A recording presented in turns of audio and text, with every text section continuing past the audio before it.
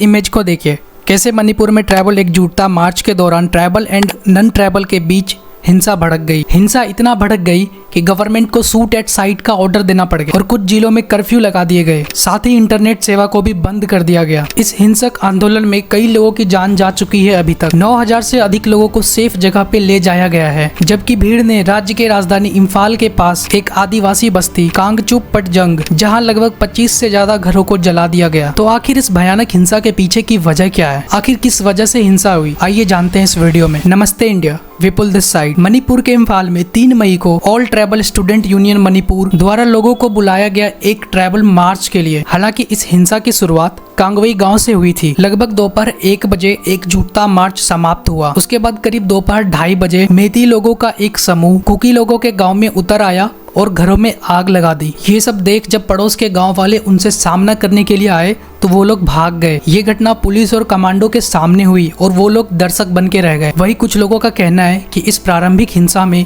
30 से अधिक लोगों की जानें गई। कुकी लोगों के अनुसार ये लोग यही नहीं रुके। करीब रात के 8 बजे ये मेती लोग वापस से लौटे और घाटी सीमा से सटे एक गांव कांगवी में घरों को जला दिया गया। वही दूसरी तरफ जिस क्षेत्र में नागा लोग रहते हैं वहाँ पे शांति पूर्वक एकजुटता मार्ग की गई, लेकिन कुकी बहुसंख्यक चुराचंदपुर में ये एकजुटता मार्ग काफी हिंसक हो गया। वही कुकी के कुछ बंदूकधारी लोगों ने एकजुटता मार्च में हिस्सा लिया और ये लोग भी उस इलाके में गए जिस इलाके में मेती लोग रहते हैं। घरों में आग लगा दी और काफी तोड़ फोड़ की। और यही सेम चीज मोरे कस्बे में भी हुआ, जहाँ लगभग 40 से 50 दुकान और घरों को जला दी गई। 5 जिलों में लगभग सैकड़ों घर, चर्चों और मंदिरों में कहीं तोड़फोड़ की तो कहीं आग लगा दी गई। ज्यादातर हिंसक प्रदर्शन इन 5 जिलों में दिखे: चुराचंदपुर, विष्णुपुर, कांगपोकापी, इम्फाल और टेंगनोपाल। यहाँ तक कि मणिपुर के विधायक और जनजातीय मामलों के पूर्व मंत्री वुंग जागटीन वाल्टे भीड़ ने इनके ऊपर भी हमला किया, इनके सरकारी आवास पर। इसके बाद कुछ जिलों में कर्फ्यू लगा रहा और मणिपुर के राज्यपाल द्वारा हस्ताक्षरित आदेश ने राज्य के मजिस्ट्रेटों को शूट एट साइट का ऑर्डर दे दिया। अराउंड 10,000 सोल्जर्स डिप्लॉयड इन मणिपुर और सुरक्षा बलों ने 9000 से अधिक लोगों को हिंसा प्रभावित इलाकों से निकाला। लगभग 5000 लोगों को चुराचंदपुरा में सुरक्षित घरों में स्थानांतरित कर दिया गया। अन्य 2000 लोगों को इम्फाल घाटी में और 2000 लोगों को तेनुगोपाल जिले के सीमावर्ती शहर मोरे में स्थानांतरित कर दिया गया। तो वीडियो में आगे बढ़ने से पहले थोड़ा मणिपुर स्टेट के बारे में जान लेते हैं। मणिपुर स्टेट इंडिया के नॉर्थ ईस्ट पार्ट में आता है और इस राज्य के उत्तर में नागालैंड,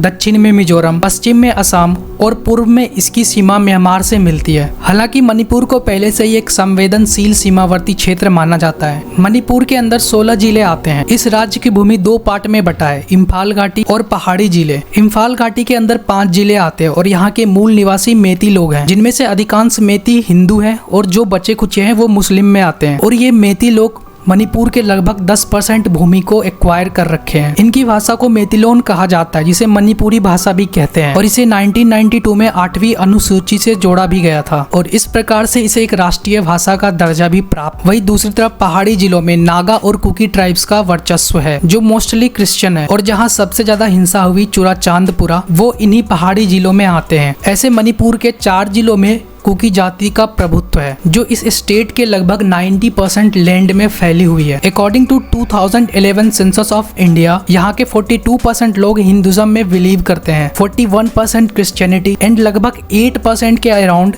मेती मुस्लिम है, जिसे मणिपुरी मुस्लिम भी कहा जाता है और बचे कुछ लोग अदर रिलीजन को फॉलो करते हैं। इस साल के मार्च में कई मणिपुरी ऑर्गेनाइजेशन ने मणिपुर में एनआरसी इम्प्लीमेंटेशन को लेके न्यू दिल्ली में जंतर मंतर पर अपना प्रदर्शन भी किया था। इन्होंने क्लेम किया कि मणिपुर में सडन पॉपुलेशन ग्रोथ आ गया है, जो पहले 17% था अभी बढ़ के 14% के अराउंड आ चुका है। साथ ही पहाड़ी इलाकों में धीरे धीरे गांव की संख्या भी बढ़ रही है। अब इस सडन पॉपुलेशन की ग्रोथ की वजह नेचुरल बर्थ तो नहीं हो सकती, तो इसका पूरा इशारा जाता है माइग्रेट हुए लोगों पर। लोगों का कहना है कि इनमें से ज्यादातर कुकी है, जो म्यांमार के बॉर्डर से इलीगली मणिपुर में इंटर होते हैं और मणिपुर के फॉरेस्ट में लैंड को ऑक्युपाई कर लेते हैं। हाल ही में मणिपुर के गवर्नमेंट ने मणिपुर के फॉरेस्ट से अवैध बस्तियों को खाली करवाने का अभियान भी शुरू किया और ये अभियान सभी क्षेत्रों में किया गया था जहाँ पे मेती के लोग भी रहते थे, लेकिन इस अभियान का केवल कुकी ही विरोध कर रहे हैं, ऐसा मेती लोगों का मानना है। हालांकि इलीगल इमिग्रेंट्स मणिपुर में 1970 से ही हो रही है। वही कुकी ट्राइब्स के लोगों का कहना है कि ये इलीगल इमिग्रेंट्स तो एक सिर्फ बहाना है। इनका मकसद मेती लोगों को रिजर्वेशन देके कुकीज ट्राइब के लोगों को उनके जमीन से दूर करने के लिए है। तो अब यहाँ पे एक बड़ा सवाल उठता है कि आखिर क्यों ट्राइब ग्रुप्स मेती लोगों को एसटी दर्जा देने के खिलाफ है। ट्राइब ग्रुप्स का कहना है कि मेती लोग अकादमिक और अन्य पहलुओं में उनसे अधिक उन्नत होने के अलावा एक जनसांख्यिकी और राजनीतिक लाभ भी प्राप्त करते हैं। तो ये मेती लोग एसटी दर्जा कैसे प्राप्त कर सकते हैं? ये तो पहले से ही उन्नत है। अगर मेती लोगों को एसटी का दर्जा मिल गया तो बाकी के जितने भी ट्राइब्स हैं उनको नौकरी के अवसरों में नुकसान होगा और मेती के लोग इजिली पहाड़ी वाले इलाकों में जमीन ले सकेंगे और इस तरह से धीरे धीरे ट्राइब्स को मणिपुर से बाहर निकाल दिया जाएगा। हालांकि मेती को एसटी में शामिल करने की मांग 2012 से ही चल रही थी। 10 मार्च को पहला हिंसक विरोध एक कुकी गांव के निवासियों को बेदखल करने के खिलाफ था, जिसके बाद गवर्नमेंट को बेदखल अभियान विड्रॉ करना पड़ गया था। और जब 19 अप्रैल को मणिपुर हाई कोर्ट ने राज्य सरकार को 29 मई तक केंद्रीय जनजातीय मामलों के मंत्रालय को एसटी सूची में मेती समुदाय को शामिल करने के लिए अपनी सिफारिश प्रस्तुत करने की निर्देश दिया। इसके बाद जब ऑल ट्राइब स्टूडेंट्स यूनियन ने मेती को एसटी श्रेणी में शामिल करने के विरोध में 3 मई बुधवार को आदिवासी एकजुटता मार्च निकाला तो ये मार्च देखते ही देखते हिंसा में भड़क गई। वही कुछ लोगों का ये भी कहना है इस हिंसा के पीछे मणिपुर गवर्नमेंट्स का ड्रग के खिलाफ एक्शन लेने की वजह से भी हो सकता है, क्योंकि पिछले साल के अंत में ही मणिपुर की सरकार ने राज्य में अफीम की खेती को समाप्त करने के लिए एक बहुत बड़ा अभियान निकाला था और ये अभियान मुख्य रूप से पहाड़ी जिलों में टारगेटेड था और ये पहाड़ी जिले कुकी ट्राइब के लोगों से संबंधित भी था। तो ये था अभी तक की हिंसा की कहानी। सो गाइज, आप इस हिंसा के बारे में क्या सोचते हो? नीचे कमेंट में अपनी राय दे सकते हो। और अगर ये वीडियो आपके लिए थोड़ा सा भी इंफॉर्मेटिव हुआ हो तो वीडियो को लाइक कर देना और चैनल पे नए हो, पहली बार वीडियो देख रहे हो तो चैनल को सब्सक्राइब कर लेना। मिलते हैं हम नेक्स्ट वीडियो में। जय हिंद।